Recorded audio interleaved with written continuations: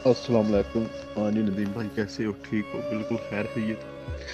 बाकी नदीम भाई, कसम खुदा की कोई दिन ऐसा नहीं गया है भी जो ना बंदा रो रो के माफिया मांगदा पे रब कोल। लेकिन हकीकत गल है, इन्हां बाम नूं बचा लो रब कोल।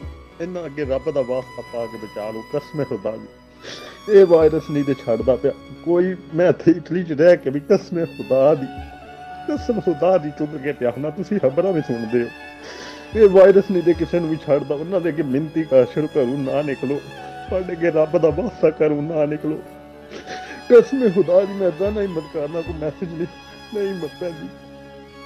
अपने रब का वास्ता पा के उन्होंने आखो बचा लो अपने मुल्क में। वो सहूलत नहीं मेरे मुल्क में। हकीकत गल रह के क्यामत क्यामत देख लो। वायरस किसी को नहीं छोड़ता पिया, बिल्कुल ही नहीं तो छड़ता पिया। उन्हें अगे मिनती कर, खाल पवो, नारे बंदे घर पवो।